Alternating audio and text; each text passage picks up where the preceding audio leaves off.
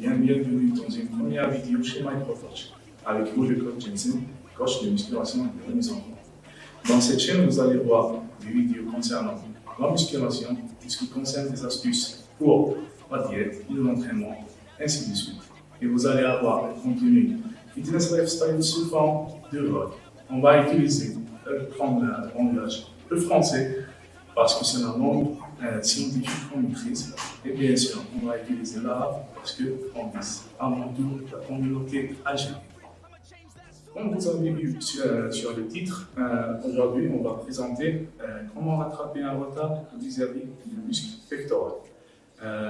Qui m'a révélé comme équipe, c'est que le muscle pectoral est un grand muscle qui se compose de deux muscles, le petit pectoral et le grand pectoral. Afin de rattraper un retard, il faut savoir trois choses.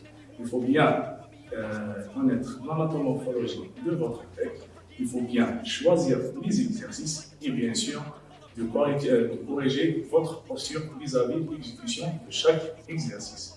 Vous allez voir sur mon collègue Zizou comment l'anatomie du pectoral est faite. Comme tu vois l'équipe, c'est que le muscle pectoral a 4 faisceaux. Trois faisceaux inclinés, couchés, déclinés. Ça concerne en principe la position du front. Ça n'a rien à voir avec les faisceaux du pectoral. Alors, le premier faisceau c'est le faisceau claviculaire. Il s'attache à la clavicule et bien sûr, il se termine à l'humérus tubar. Le deuxième faisceau, le faisceau sternocostal haut. Il s'attache à l'sternum et il finit toujours l'attachement de l'humérus tubar. Le troisième faisceau, c'est le faisceau sternocostal bas. Il s'attache à l'sternum, aussi le cartilage de la côte 2 jusqu'à 6 et il se termine toujours plus bas. Le dernier faisceau, c'est le faisceau abdominal. Il s'attache au cartilage de la côte 7 et il se termine toujours sur l'humérus. Voilà pour l'anatomie du pec. Et bien sûr, on passe à la deuxième des choses, c'est bien le choix des exercices. Afin de bien choisir ces exercices, il faut toujours savoir en quoi. La première des choses à faire, c'est bien de choisir l'angle de travail. Le muscle pectoral, afin de l'étirer, il faut bien mettre les bras en arrière. On voit ici, on voit l'étirement des fibres du muscle pectoral. Et bien sûr, la forme des fibres du muscle pectoral sont insérées horizontalement, mais verticalement. Et ça, c'est très important pour le choix des exercices. Et il faut savoir une chose, comme quoi, qui créera les exercices les créeront selon le point faible du muscle. La plupart des pratiquants qui ont un point faible du muscle pectoral, ils se basent principalement sur le haut du pec, que ce soit le faisceau claviculaire et le faisceau sternocostal haut. Du coup, la meilleure des choses à faire, c'est que trier les exercices théoriques à 60%, qu'ils se focalisent sur la partie haute du pectoral. Et la deuxième des choses, on va se baser sur le faisceau sternocostal bas, puis sur le faisceau abdominal afin de donner le calme au pectoral. Parce que c'est le faisceau qui tombe. Après avoir vu l'anatomie du pectoral, on passe à la deuxième des choses, c'est le choix des exercices. L'équipe présentera pour créer des exercices théoriques à l'aspect de l'anatomie, morphologie théorique. Chacun est différent, chacun qui fait un marteau, chacun qui fait un marteau. Un exercice, il ne va pas s'adapter automatiquement à l'équilibre. La meilleure des choses à faire, c'est de bien voir votre anatomorphologie. Chacun a, par exemple, un valgus prononcé, l'autre a un valgus non prononcé, les épaules, la clavicule, une petite clavicule, l'autre a une clavicule large. Ça change énormément de choses. Au ténétique, on voit la meilleure façon pour développer un point faible, c'est de choisir des exercices qui ciblent votre point faible. Qui par exemple, le pectoral, la partie haute des pectoraux, c'est la partie la plus faible du pectoral. Du coup, la meilleure des choses à faire, c'est de choisir 60% de votre séance des exercices qui mettent l'accent sur le haut des pectoraux. Comme vous allez voir dans cette séance, il y a 3 exercices qui ciblent la partie haute des pectoraux et 2 exercices qui ciblent la partie basse des pectoraux. Vous allez voir aussi que j'ai évité carrément les exercices sur position couchée, donc mais beaucoup plus on a mis l'accent sur la partie haute et la partie basse. La partie haute, parce que c'est la partie la plus faible, et la partie basse, c'est parce que la partie qui a plus de volume du pectoral. Du coup, vous allez gagner 2 choses. Développer le point faible et développer votre gamme du pectoral. Ok l'équipe? Comme premier exercice, on a sélectionné l'écarté polyvisable en 21. C'est quoi un écarté polyvisable en 21? Il va mettre l'accent sur les 4 faisceaux des pectoraux, d'accord? Que ce soit la partie haute, que ce soit la partie basse. Et définitivement, on va choisir comme première position parce que ça va permettre de bien échauffer votre pectoraux sans mettre trop de charge. L'équipe, il faut éviter de mettre de la charge. Ça ne sert à rien. Il faut chercher le ressenti. Le ressenti, le moment de contraction, le moment d'étirement, c'est ça le plus important. L'écarté polyvisable en 21, vous allez voir comme quoi il va mettre l'accent sur la partie haute, la partie médiane et la partie basse du pectoral. Du coup, c'est un exercice complet, bien choisi, et je vous conseille fortement de mettre 4 séries de 15 répétitions, et à la fin de la 4e série, essayez de mettre une technique d'intensification. C'est quoi une technique d'intensification? C'est une technique qui va vous aider à bien pomper le sang, le muscle talon. Et la meilleure technique à appliquer pour moi, c'est le close. Comme je vous faites la position, on va cibler beaucoup plus la partie basse du pectoral, que ce soit le faisceau abdominal ou le sternocostal bas. Sur cette position, on va mettre l'accent beaucoup plus sur le faisceau sternocostal bas et le faisceau sternocostal haut. Sur cette posture, on va mettre l'accent beaucoup plus sur le faisceau sternocostal haut et le sternocostal plutôt le faisceau claviculaire. L'équipe, il ne faut pas oublier la posture, c'est très important. Il faut bien corriger votre posture avant de commencer bien votre exercice. Comme sur les pectoraux, la première des choses à faire, c'est de bien remettre les omoplates en arrière, de bien les serrer. La deuxième des choses à faire, c'est de bien serrer les omoplates et de bien mettre le pec en avant. D'accord? C'est la première position. La deuxième des choses à faire, c'est de bien baisser les coudes à chaque mouvement. Il ne faut pas les mettre au haut. Comme ça, vous allez toucher beaucoup plus le deltoïde supérieur de l'épaule. Ok? Il faut toujours mettre le coude en bas et bien exécuter le mouvement.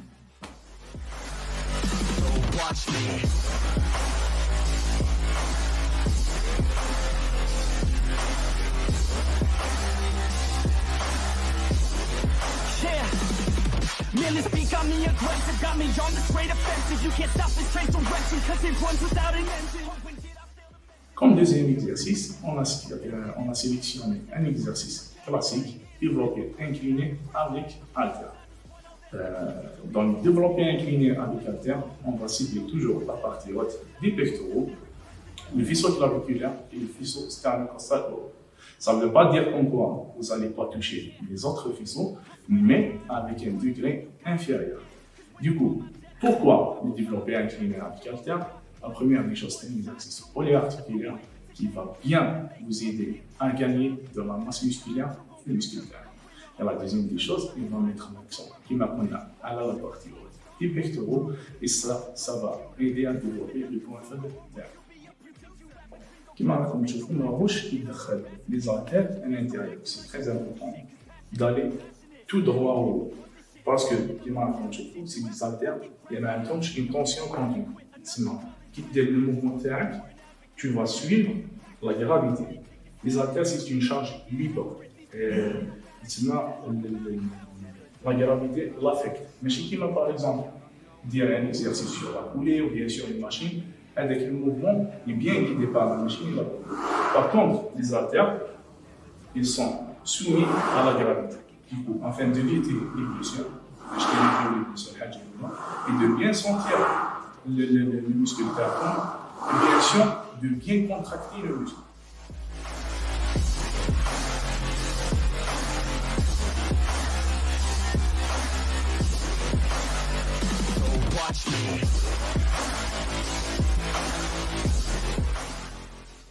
troisième exercice, on a sélectionné le New Curveball Crossover. Le New Curveball Crossover, c'est un exercice favori pour moi et on va mettre l'accent beaucoup plus sur la partie la plus faible dans votre pec, c'est-à-dire les faisceaux claviculaires.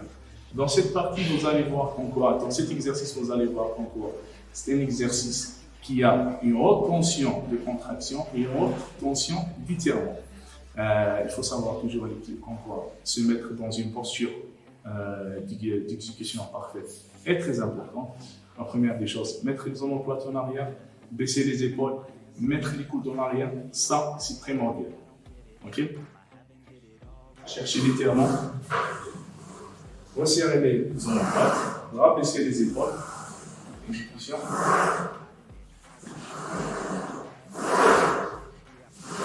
Comme je vous ai dit au début, la forme des fibres musculaires du pectoral va être horizontale. Le fait de le mouvement comme ça, il faut directement, tu vas mettre l'accent beaucoup plus sur les deltoïdes supérieurs. Et ça, c'est tout. La première des choses à faire, c'est de bien chercher un écartement à l'extérieur et de bien contracter à l'intérieur. Ok? Voilà. Inspiration.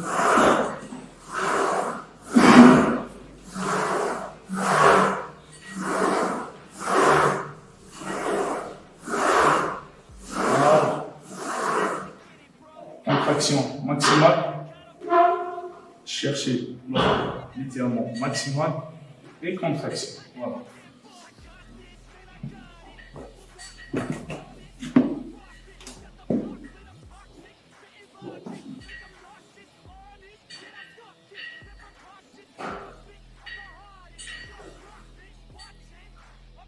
Et si vous avez un problème vis-à-vis de votre valgus, je vous conseille fortement de l'exécuter de cette manière.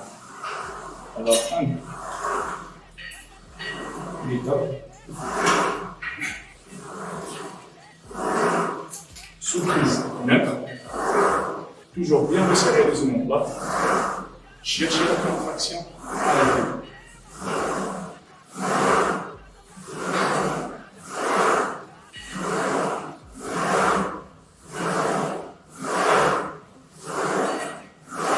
Ça, c'est une variante.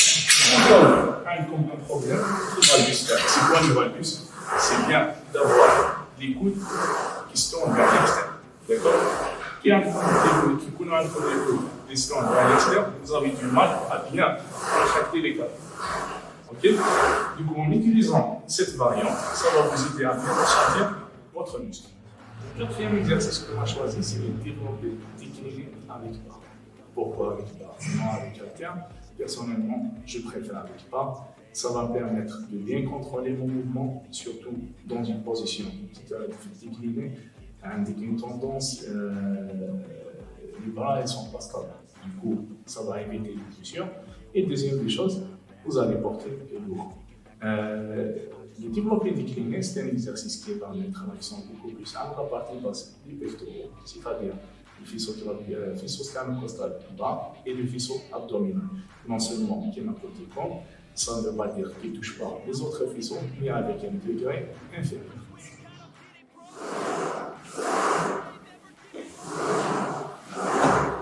Cet exercice il met l'accent beaucoup plus sur la partie basse du pectoral, non seulement sur la partie basse, mais aussi sur la partie haute, mais avec un degré inférieur. Et là, on va toucher le faisceau sternocostal bas, le faisceau abdominal et aussi le faisceau sternocostal haut. Exécution.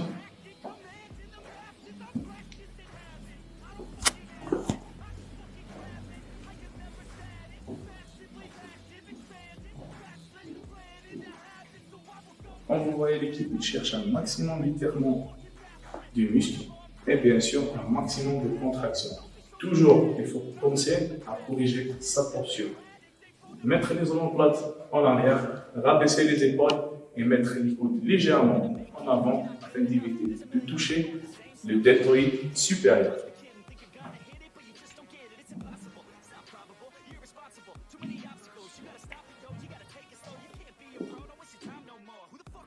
Et comme dernier exercice, on a choisi les dips. Les dips, c'est un exercice polyarticulaire qui touche plusieurs muscles en même temps. Et c'est un exercice qui va mettre l'accent principalement sur la partie basse des pectoraux, que ce soit le faisceau abdominal ou bien le faisceau sternocostal bas. Et comme je vous ai dit toujours, ça ne veut pas dire que ça ne touche pas les autres faisceaux, mais avec un degré inférieur. La deuxième des choses de l'équipe, pour moi, je choisis l'équipe comme un exercice final parce que ça m'aide bien à donner le max que j'ai, toute l'énergie qui reste, je la donne dans cet exercice. Et bien sûr, c'est un exercice pour moi, et ça reste mon avis, qui donne le meilleur gain possible pour les pectoraux. Vous voyez la partie basse des pectoraux, pour moi c'est cet exercice qui vous donne cette forme. Et non seulement cet exercice, il y a aussi écarter la colonne des alliés sur la position basse.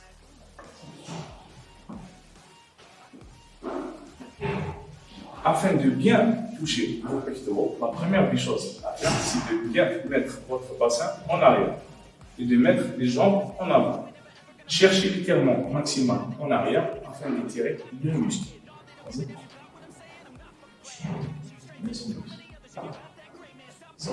Voilà. Il faut toujours chercher littéralement le muscle. C'est très très important. La phase négative est très importante. Et bien sûr, avec la concentration, vous allez avoir un meilleur ressenti pour vos muscles.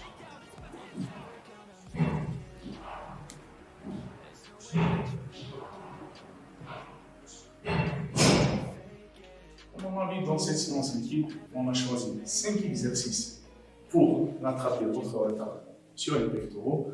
Non seulement c'est des exercices qui sont bien choisis, mais aussi il faut savoir à l'équipe le système à appliquer. Il y a un système d'entraînement et il y a un programme d'entraînement. Un système d'entraînement, on a plusieurs systèmes. En principe, on a le PPL, push-pull legs, on a le half body, full body, split. Bien sûr, on choisit le système d'entraînement selon votre objectif, selon votre disponibilité. Bien sûr, si vous êtes dans une prise de masse, ou bien dans une sèche, ou bien dans une perte du poids, ou bien dans une phase de maintien, cela affecte directement le choix du système d'entraînement. Et aussi le programme d'entraînement. Parce que si par exemple je peux m'entraîner 2 fois par semaine, je ne peux pas exécuter le PPL, le push-pull legs qui demande minimum 3 séances. Si vous avez 2 séances par semaine, je vous conseille fortement de faire un RCD par exemple, une séance pour la partie basse et une séance pour la partie haute.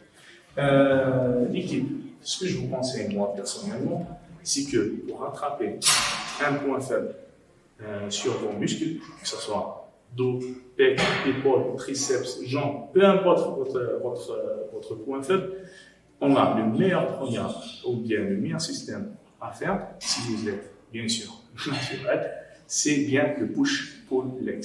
Dans le push-pull legs, on peut avoir principalement 3 séances. La première séance, c'est le push. On va mettre l'accent sur les exercices de poussée, que ce soit pec, épaule latérale, épaule supérieure, plutôt deltoïde latéral et deltoïde supérieur, et les triceps. Deuxième séance, on a le pull, c'est les exercices avec un mouvement de tirage. On a principalement le dos, les biceps et le deltoïde postérieur. On peut rajouter les trapèzes, bien sûr. Et comme troisième séance, on a les jambes. Alors, cela va vous permettre d'inclure une 4e séance pour rattraper votre retard. Comme aujourd'hui, on a vu les pectoraux, du coup, la 4e séance sera un rattrapage des pectoraux. Et bien sûr, afin d'organiser bien vos séances, la meilleure des choses à faire, c'est bien de faire une séance push, se reposer une journée, une séance pull, se reposer une journée, une séance jambes, et le lendemain, vous allez faire directement les pectoraux, parce que le fait de faire une séance jambes avant votre point faible, ça va vous permettre de booster votre taux de testostérone. Cela va affecter directement votre hypertrophie musculaire. Voilà l'équipe, c'était la fin de la vidéo. J'espère que ça vous aura plu. N'oubliez pas de nous encourager aux commentaires et de nous dire ce que vous pensez sur cette vidéo. D'autres vidéos avec d'autres thèmes, on va rattraper d'autres muscles. N'hésitez pas à l'écrire. Et bien sûr, abonnez-vous et mettez un like, ça sera sympa.